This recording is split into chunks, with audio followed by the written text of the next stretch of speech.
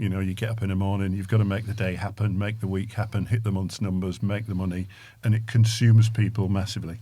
A lot of businesses I'm involved with, the teams are so lean now, it is almost 24/7. And, you do worry about burnout, to be fair, as some of the senior management teams, because they are trying to do all things. However, you can't ignore the fact that you have to have a strategy for the business, and the owners and shareholders should be thinking about that at board level to say, what does my business look like? Because the problem you have, I think, is complacency. We've had 2 great years, and anybody who's run half a balanced business has made a lot of money and generated cash for 2 years, but things do tip over. If you look at used car profiles now and used cars stocks on balance sheets, whilst the overall value of the stock is probably okay, in segments of the stock it's starting to take a hit. And so that's a problem, and people are losing awareness of that a little bit because they've been so complacent of cash is great, profits are great.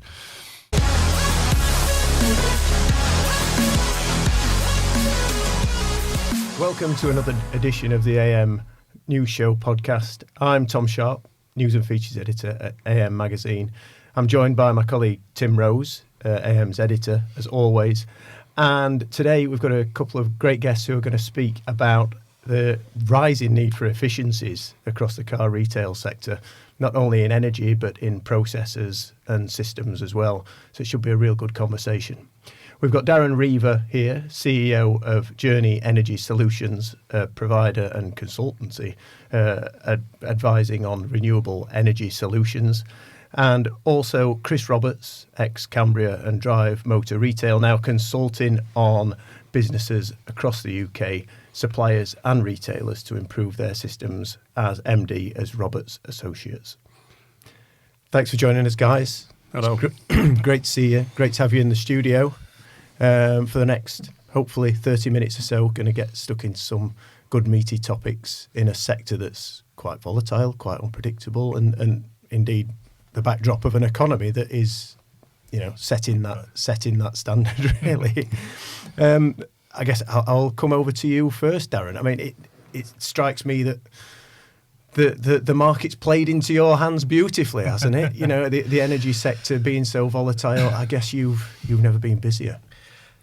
Yeah, no, I mean it's definitely very busy at the moment.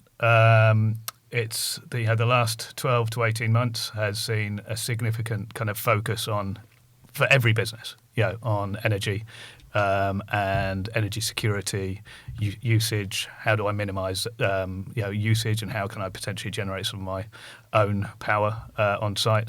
It's been very, very interesting. We saw a lot of opportunities last year. As everyone's kind of got impacted by the energy prices, and suddenly we had organisations that wouldn't normally necessarily look at the energy costs on their P&Ls, suddenly seeing it becoming a significant issue for them as energy prices increase so rapidly and so high. However, it was still, I think, there was still a lot of lack of certainty as to what was going to be happening, both in the economy, when you think of some of the political issues we had last year, but also actually, what was the future of the energy cost going to be? Yes, I might be paying, 40, 50, 60, 90 over £1 we've seen per kilowatt hour, for some people, but that's obviously not going to be sustainable. Energy prices are going to come back down again. But I think where people are now, they understand that, we are no longer going to be in an environment where energy prices are at 16 pence a kilowatt hour for electricity. That is a dim and distant past, and therefore I do need to take more control of my energy bill. Wherever it settles out, 30, 40 pence, whatever it's going to be in the medium term, it's something that I need to really consider. And obviously car dealerships, more so than a lot of other businesses, because actually the core product is moving to a power user. So actually understanding, being able to manage the on-site power is critical. You were talking earlier about how the balance shifts between sort of consideration of the pound spent on energy and the CO2 commitments. How's that balance played out over the last couple of years? It's an odd one, isn't it? Yeah. Well, I mean, I've been in this sector now for kind of the last 12 years. Energy efficiency and kind of renewables, both kind of on the financing side, but also on supply side. And I would say probably for the first 9 years of that, everything was around pounds, pennies. It's mapping out, what am I currently using? If I use something that's more efficient, what am I saving? If you spread the cost, then guess what? It's going to cost me £500 and I'm going to say a month, and it's going to save me £600 a month. Why don't I go ahead and do it? And that was very much kind of what the story was about for those first 9 years. As we came up to COP26 and just the political environment that we saw kind of 2018, 2019 and beyond, then there was far more focus on carbon. I'd be sat with FDs of organisations who were starting to talk more about what carbon is this going to be saving me. I'm now getting measured on, we as a business are getting measured, and guess what? If it's getting measured, it sits in the finance department generally. I now have to show that I am reducing my carbon. And that became far more of the story, to the extent that sometimes, some projects we did which weren't even necessarily cash positive from day one, and were very much around the future, the net zero path, etc., which those organisations are going on. That, I have to say, over the last 18 months is still obviously a key consideration for organisations, but the fact that their OPEX has gone through the roof because of energy costs has definitely flipped it back to the pounds saved, and obviously in a lot of cases hundreds or thousands of pounds worth of savings every month can be made by managing kind of usage on site and generation on site. Do you think some of the mindset around the environmental impact now is being led by the OEMs, particularly Chris? Obviously, you've worked with Vauxhall as well as some AM100 retailers. Do a lot of franchisees look to the brand to kind of set the example to them and kind of instruct them where to go? In my view, probably not. In reality, the brand are interested generally in their drivers, their motivations. There's really not particularly these days, the resource in the brand to advise on that kind of thing. Some are better than others, I have to say. Some do show an interest in it, and certainly looking at management accounts and composites, they'll be aware of the back page, I guess, because that's the key pressure at the moment. The back page around energy costs, around salaries, around wholesale stocking costs, etc. And that has to be offset somewhere. But if you ask me, would the manufacturer be involved in helping the dealer? In my experience, not a great deal. There is some help, so it's unfair to tar everybody with the same brush. But I think it's down to the dealer to sort themselves out. And I think there is a greater awareness of that more recently, because it is certainly showing through on the back page. I think there are a couple of brands, I believe, that are now kind of targeting dealers around kind of carbon output and that kind of thing. So maybe that's something that will come further down the line as part of their franchise standards, perhaps. And I think that's going to be driven by the reporting requirements, so that the OEMs are going to report, as are the tier 1, tier 2 suppliers, and of course the dealer network within that. So, you've got things like we talked earlier, the plastic packaging tax reporting's coming along. Well, that's going to impact lots of parts supply chain and how that's reported, through to disposals. And that sort of cascades back upwards to the OEM and their reporting standards. So I think some of the driver is around that area as well. As well as just the cost element. Yeah, but the finance is key. Ultimately, it's an industry that typically 1% as a kind of average return on sales, so it doesn't take a lot to tip that balance, does it? So I guess they'll be looking at any opportunity they can to address some of the costs they're having to face currently. Yeah, I think that the dealers need to be aware of it. The people that I've worked with and am working with. For me, I always describe it as running a balanced business. So you have to control the back page and the costs, and you often see people who are not controlling lighting, heating, monitors being turned off at night, coffee machines, all that kind of thing being left on overnight. In body shops, oven usage, how that's scheduled, turned on and off. Continual running's probably better if you schedule the bodywork and repairs through those. And then, of course, on the front end, how you more efficiently run the income streams. So how do you drive more from the lead generation? How do you get more appointment conversion, a better appointment conversion, better sales conversions, and then GPs off the back of it? So you really need to have a sort of holistic view of the business and say, am I managing this well? And to do that, I need the data. So first of all, get the data. What does the data tell you? And then how do you impact that data to drive a better return, in terms of income and, of course, cost control? Okay.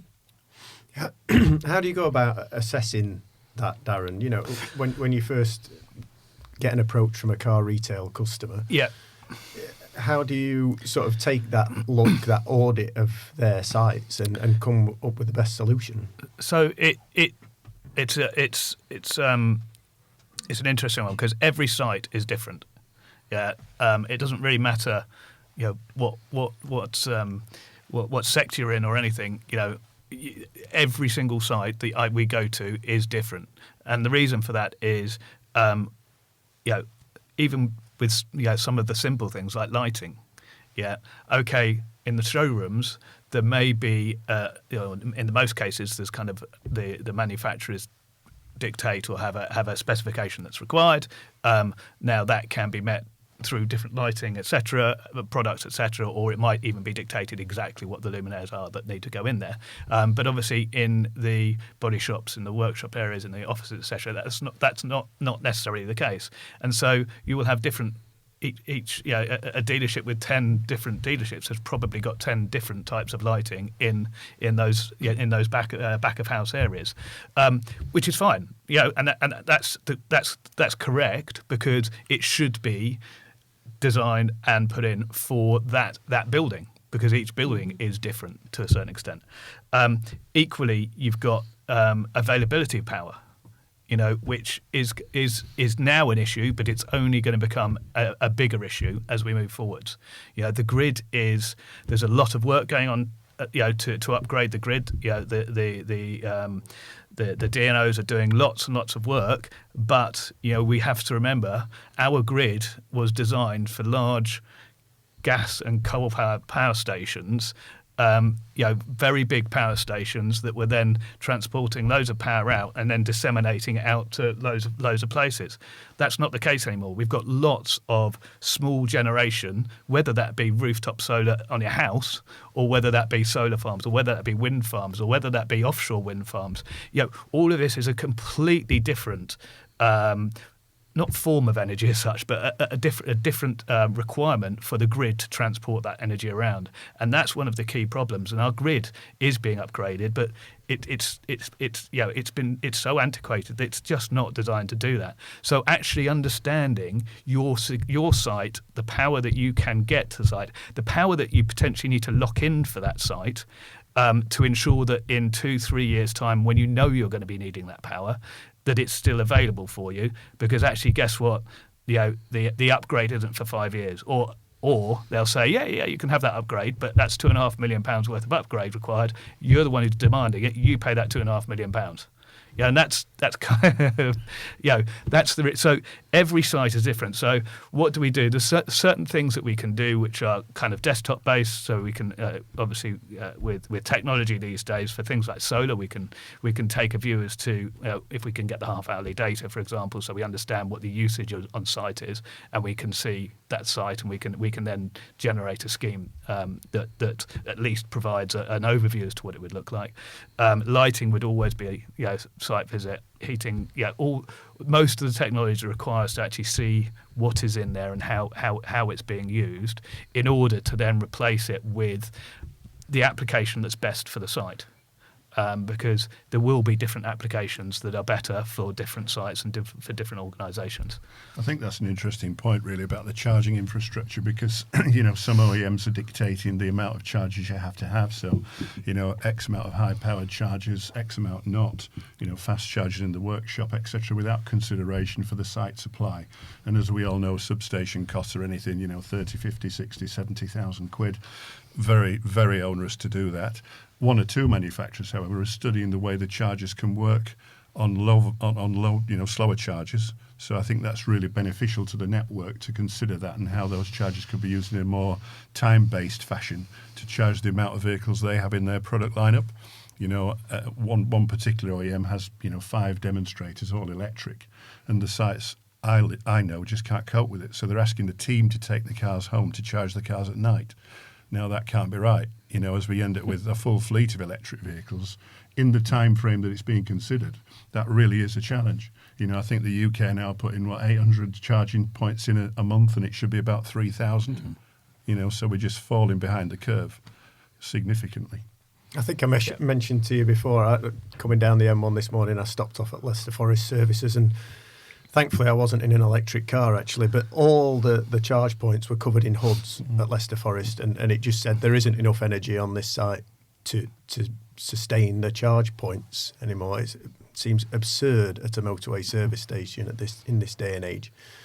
But Chris, I guess, what kind of issues have you seen or heard about, encountered for car retailers where it becomes such an onerous task to get that high volume of energy into the business? Yeah, I guess it's really location based again, because if you're on retail parks, then you've got a lot of businesses around you that are taking capacity off the grid. And then people don't really have a full understanding of what capacity is available to them as a business, which is, to Darren's point, exactly where your sweet spot is. And then it becomes a real challenge to get the infrastructure put in. So, of course, today it's a bit easier because you may have 1 or 2 electric cars, so 1 or 2 charging points is sufficient. But as you get into 5 or 6, that's not going to be enough. And certainly when the manufacturer standards require the charging of customers' vehicles, workshop charging, overnight charging of demonstrators or daytime charging of demonstrators, you could need 5 or 6 as a minimum. And then that really impacts into the supply.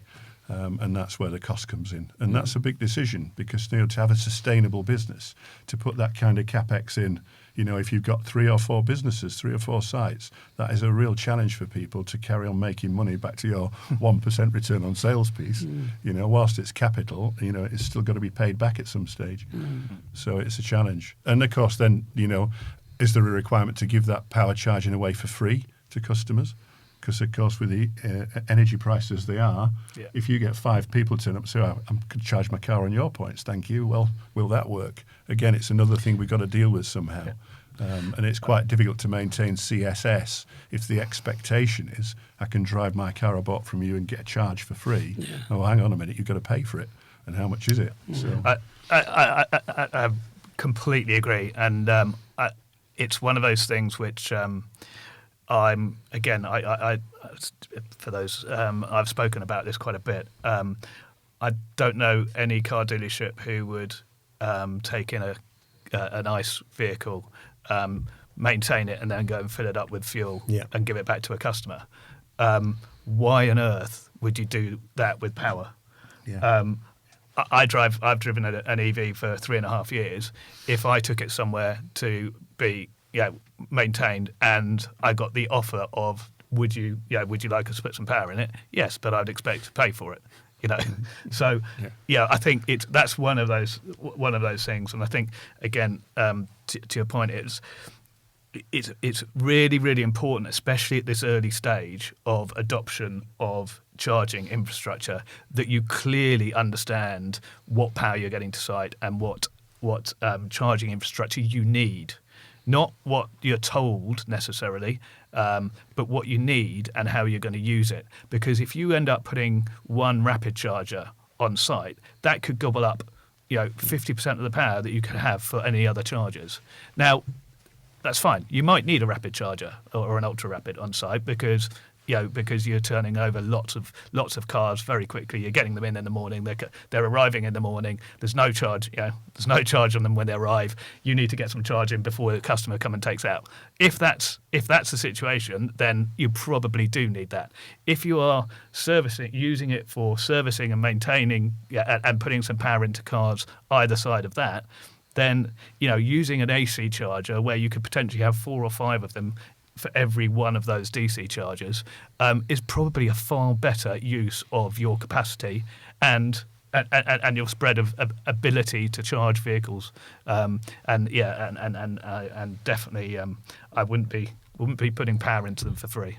That sounds to me like one of the best places for dealers to invest in that charging infrastructure is in the storage compound, then where they're holding stock, but it's not a customer facing kind of property, but the large groups with storage compounds could be using that more effectively, and just come charging cars while they're there, I guess. Interestingly, I've seen planning applications. I don't know whether local authorities are getting quite canny about this, but I've seen planning applications where, as well as the dealers putting in the plans some charging for their own use, I've seen a couple where the council has stipulated that there's a public charger available outside the kind of the bollards or the gates 24 hours a day as well. So they're effectively getting the dealer to invest in a public kind of infrastructure kind of element, which I think, it's tricky because, you know, there are, again, I think car dealerships are in a slightly, you know, different position to other businesses. You know, I think of lots of businesses which are, you know, especially in cities, etc., where there is a lack of off-road parking for residents and therefore charging. Now, a lot of those car parks for those businesses will be empty at night time. And these sorts of schemes where you put charging in for the local residents to then go and charge them overnight and then have them out when the staff turn up, that's obviously a very sensible thing. Car dealerships, it's different because obviously most of those parking spaces will always have cars in them. So it's that I think I can kind of understand in those occasions why a planning office might think it was a good idea, but actually the reality for car dealerships I think is very different, and it's about optimising those spaces. You know, it's about saying, right, this is my EV area. This is the shortest run to be able to get the most power into, etc. So and actually kind of really understanding to that level of detail where you're going to be. And it might well be that you invest more now because actually in 2-3 years' time, you know, you're going to need that. And you're right, it might be a substation. Yeah, that might be a requirement. And that's why, yeah, in the vast majority of the kind of the model that we pursue is not the CapEx model. It's more looking at it as energy as a service, because these are chunky. Yeah, these are chunky projects for organisations to invest in, which have a medium to long-term benefit. So yes, you know, you could put solar panels on your roof, and at the moment, yeah, you've kind of got maybe a five years return on your investment if it's a CapEx project. But if you use it as a service, then you know it's going to cost you say £1,000 a month, and it will generate £1,200 a month. So it's cash positive from day one. It means you don't have to draw on your cash and your reserves, which you're hopefully looking to go and invest in other, you know, buying new dealership sites or other things which are going to essentially, you know, develop the business, and you know you can enable the best solution now as opposed to necessarily, you know, not cobbling it along, but you know, having to wait for the next budget to be able to do the next thing, and then and doing it that way. And you know, I think what we'll see is the story will go very relatively quickly away from cost. As far as the energy price is concerned, over the next kind of 12 to 24 months, that's gonna level out. People are going to get used to the new price of power, and that will just be baked in. But it will be that security, and that investment to make your business secure is potentially better done earlier than once everyone else has taken all your power. And I think that's very true, actually, because the dealer model is going to have to evolve, you know, and so provision of services is going to become more and more key to the bottom line. So as consumer awareness changes to, I have to pay for my power charge, you know, that's one of the elements the dealer can provide. And to your point, you know, if you had external charging points that were running 24 hours a day, potentially that's an income stream. You know, so it's not all doom and gloom. There are opportunities in there, and the dealer's going to have to think about that as after-sales revenue does start to decline a little bit. I mean, we all know that it won't decline massively immediately because of the ICE park, but there is going to be some thinking needed around those areas of service provision to try and generate income streams. Absolutely. Yeah, completely. And it's again, that model is, I wouldn't say relatively simple, but it's a completely valid model. We use it in other sectors where it's slightly more customer focused around the parking spaces, but where they're looking to generate revenues from the charging, you know, as a business, from the charging that they put in. And why shouldn't you? Mm-hmm. Yeah, I suppose as well that potentially kind of looking further ahead, that can help the dealers' kind of age-old problem of the customer relationship and retention, because currently you sell them a car, you see them for the annual service, or in some cases now it's not an annual service, it's a biannual service. And if anything else goes wrong, it's keeping that relationship going in the interim. Whereas actually, if they are using you for more services, if dealers are coming up with innovation and ideas that kind of bring the customer to their door more often, then that's going to strengthen that relationship. Absolutely. And you could extend that to provision of parking and charging, depending where the location of the dealer site is, even airport parking, you can believe the car will charge it while you're away, all that kind of thing, so there is opportunity. Town centres, for example, there are still some dealer sites that have decent pieces of land and plots of land that could clear some space, compound space, to provide 6 or 8 parking spaces with chargers that could be used overnight for parking if people live in, terrace houses or tower blocks. So there's opportunity there if people think through logically what the strategy is for the next 5 years. And I think that's where a lot of people's thinking needs to be, because what does my footprint look like? What does my investment model look like? And where does my return come from in the next 5 years? Because things are going to change significantly in terms of income streams. But that's quite difficult for dealers. The industry is so busy, and it's got leaner and leaner, particularly since 2020. We've seen quite a lot of headcount reduction across the AM100. Actually taking that time, Chris, to sit back and to think, okay, where do I want my business to be in 5 years' time, or even further out than that, is quite a challenge for a lot of people. It is. I mean, a lot of it's day job. You get up in the morning, you've got to make the day happen, make the week happen, hit the month's numbers, make the money, and it consumes people massively. A lot of businesses I'm involved with, the teams are so lean now.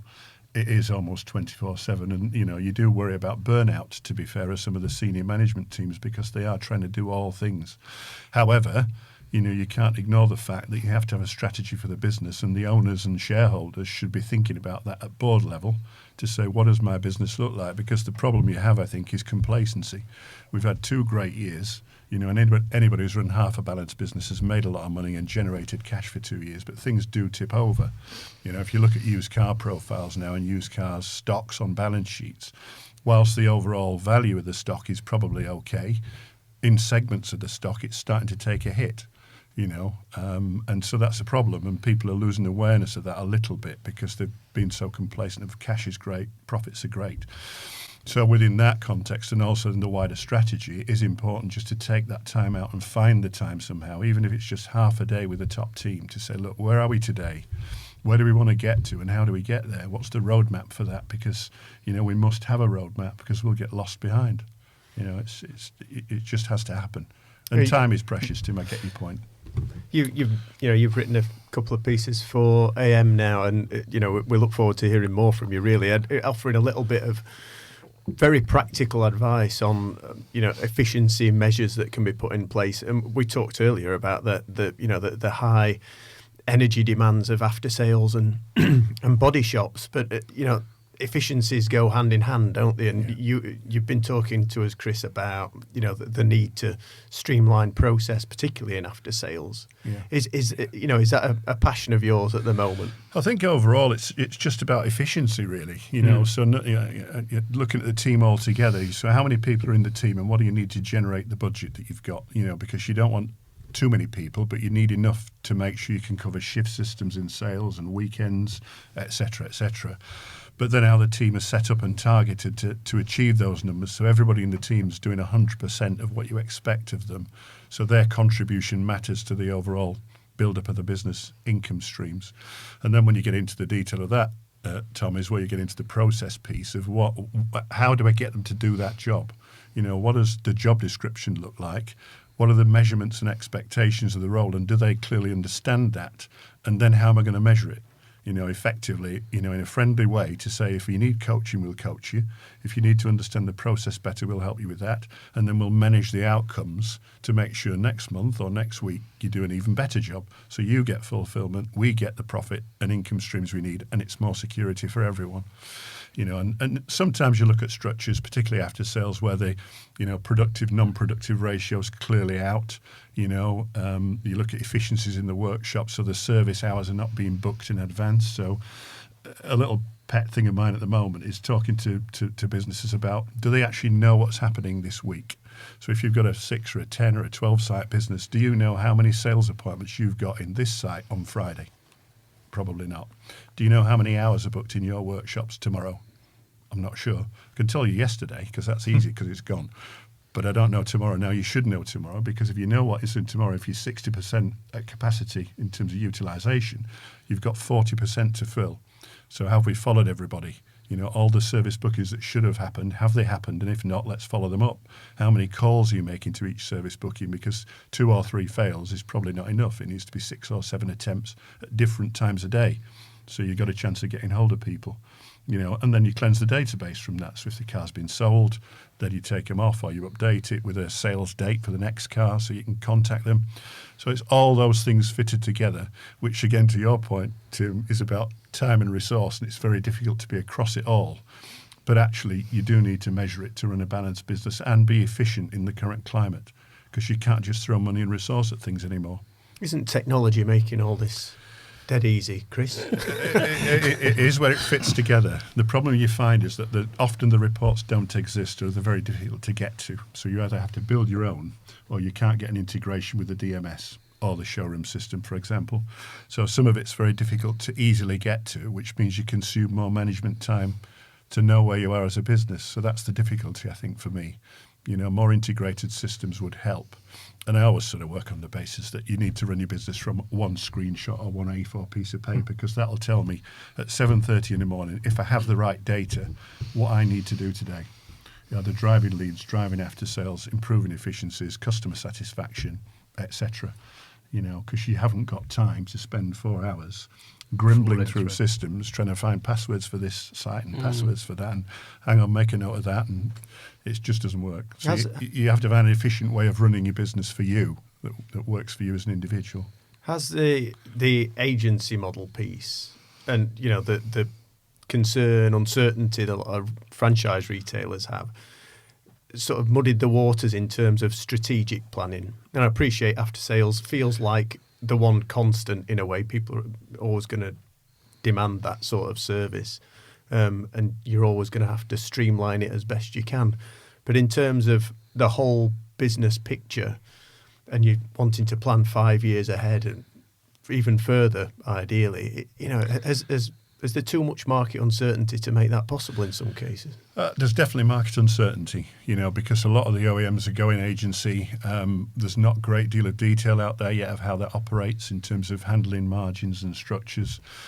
And I think there's two sides to it. If the OEM operates a pure agency model, which is that the dealer, as was, can't carry any risk, so the OEM's taking the cost of the wholesale stock, the cost of the corporate image, the cost of the trading, and the handling margin's fine, then that works. There's no issue there, because it reduces the weight of the balance sheet for the agent, which is great. That's quite rare, though, isn't it? It is quite rare. What you've seen is that a number of OEMs are looking at hybrid models which don't quite tick those boxes, which makes it really complex for the dealer, as was. And of course, for me, the worst thing is you end up with a mix of some vehicles on commercial policy agreements, so the old dealer agreement, some vehicles on agency, so maybe EV or new launches, and then you've got used cars as well. Now, as a salesperson in there, your default mechanism is to sell what you can earn from this month, which is used cars. New car supply is patchy, so would you do that? And if agency is even more complicated to handle, you know, and I'm saying that with no real information on what the agency model looks like for most. Like some retailers. So yeah, and some are operating some models on agency quite effectively. So there are brands out there who've got selected models that work well, the handling fee is good, and it's great. You know, I think the challenge will come as the volumes change. So whilst there's low volumes in the market and supply is constrained and logistics are causing an issue, agency's probably okay. But if the OEMs get to a stage where there is some oversupply, then how they stimulate the market through agency when you've got no real month-end close, no ability to price point, no pre-registration model, that becomes very hard to see. So I think it'll be interesting to see how the OEMs handle that if and when it comes back. Because currently we're looking at lower volumes and higher margins, which is great. Absolutely. I think one thing that won't change is clearly corporate identity demand. So we're likely to see an awful lot of lighting demand, Darren, regardless of where the sector goes, aren't we? There's always that need to be seen in a showroom. But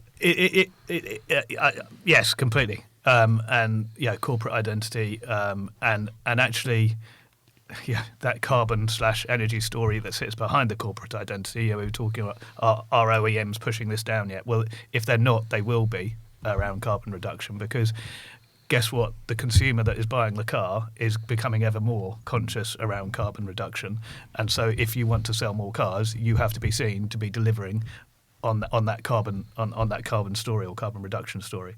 So lighting's a classic one, because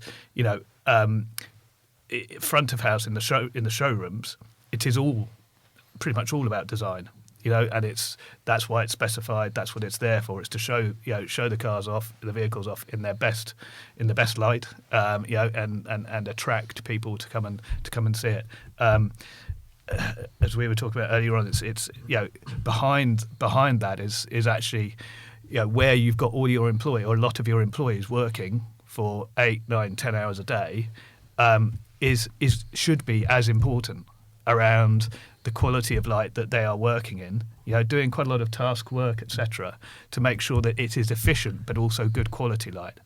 And there's so many times that we go to sites, and there had been essentially, for all the right reasons, the energy story, and I've had these 2 failures go, so I'm going to replace them with an LED that I'll just go down, pick one up and put it in, without actually any thought of actually the quality of light that's coming out of that, or actually, next time I go and put 2 different, to replace exactly the same type of fitting. So you've got a complete mishmash, which, in theory, yes, okay, you're probably reducing your energy cost. Well, you are reducing your energy cost. I'm not saying you're reducing it by the best amount, because in reality, you're probably not buying the most efficient fit luminaires.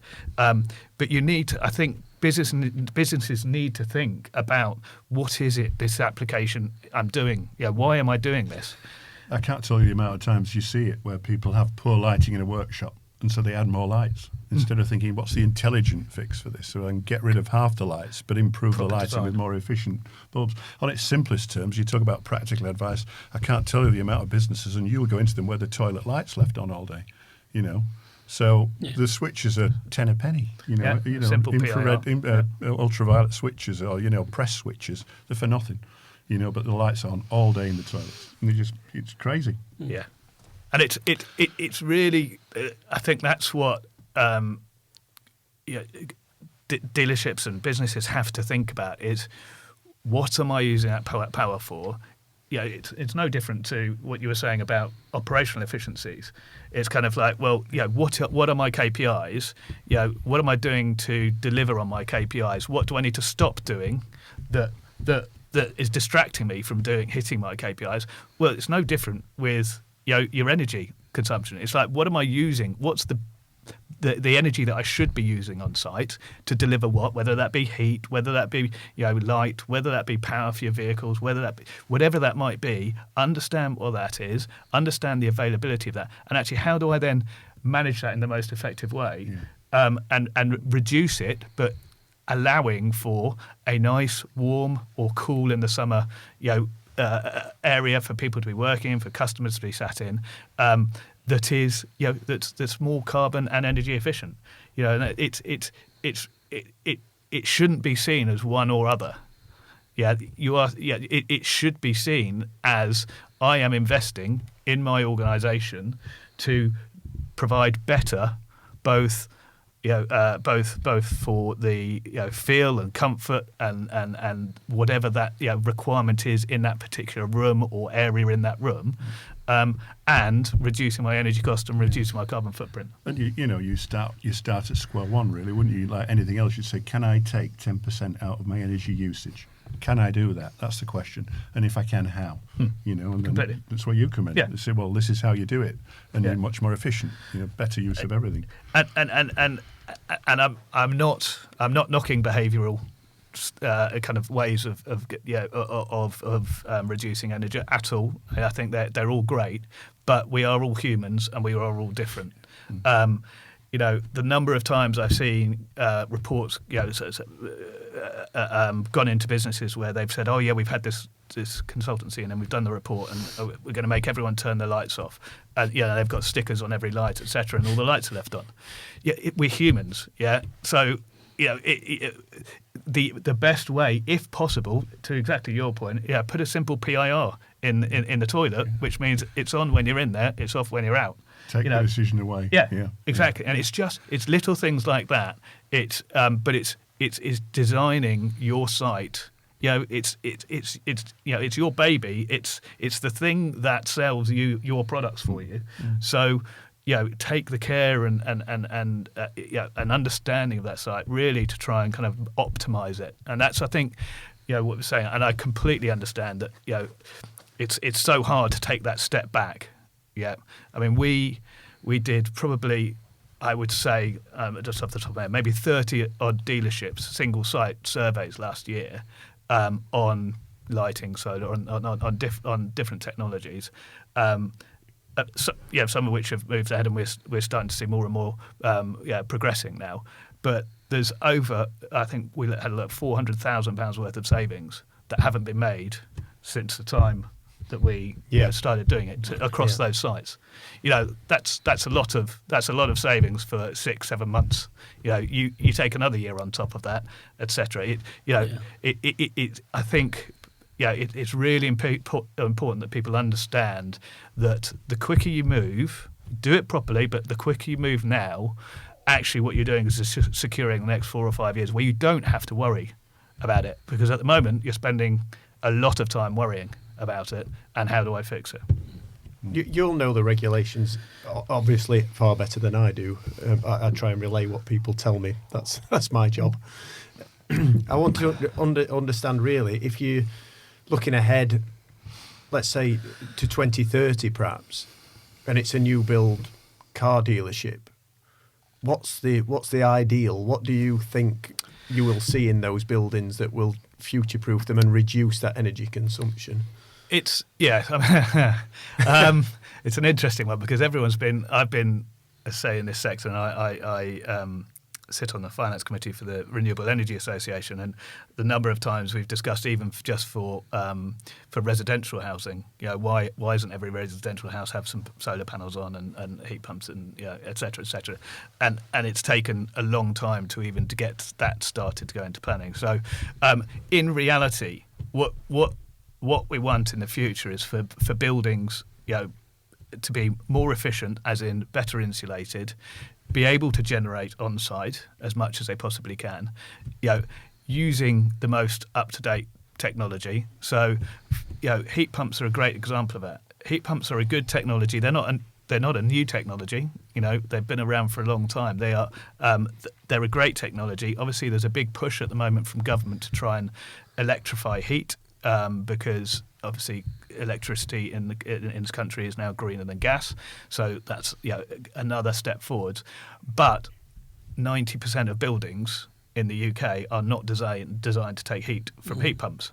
It's not just a case of I take out my boiler and I put a heat pump in. You've got to think about, you need to double or treble the size of your radiators, or if you've got underfloor heating, or you've got heating coming from venting, etc. That's a much better solution, as long as the envelope of your building is insulated. You've got the windows are shut, and haven't got doors or shutters up the whole time, etc. So it's in the future, it's very much about buildings becoming more and more efficient. That's almost the easy part. The hard part is retrofitting into what is 90% of our building stock today that will still be there in 2050, let alone 2030. That's kind of where most of your time is going to be spent, because in reality, I would imagine that in 2030, or as you go now, again the OEMs will have quite a large say as to what happens on a new build site. And they will be driven to make sure that those are probably slightly more efficient.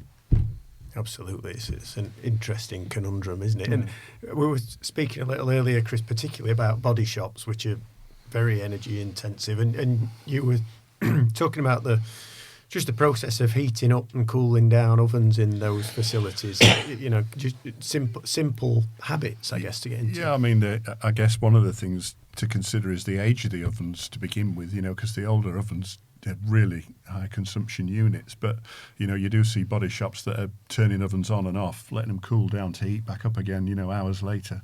And, a bit of planning there to say, well, I'm going to run my ovens between, 9 and 3 or, 6 in the morning till 6 at night, and then scheduling the work to go through them more effectively would save money in the long term, And the question I would ask is, are you aware of how that's working in your business?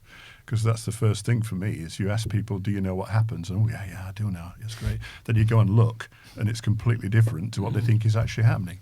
So, go check and see. But all those things that are high consumption units, you can use smart ovens. Smart ovens, you can use quite big repairs. So a smart oven's more efficient where you take one big oven out and, put smaller oven in. I don't know. The things to consider when you replace it. It's a bit like the lighting conversation. Don't just replace an oven with an oven, even though it might be more efficient. Look at the longer term flow for the body shop. What's the work throughput? What's it likely to be? What kind of work am I undertaking? And then what's the most effective oven fix for my body shop? It's just a bit wider thinking, really. Mm-hmm. Horses for courses in every respect. Energy. And dealer site by dealer site, it's an interesting story, isn't it? And the challenge at the moment is to concoct that long-term strategy. But I think that's probably drawn us to a close, gents, for now. But it's been a great conversation, and hopefully provided a bit of practical, sound advice for people moving forward with the businesses on where they can make those savings, which are all important over the next 12 months. Definitely. Lots of food for thought there. Thank you, Darren and Chris. Thank you. Thanks so much. Thank you. Thanks. All right. Cheers.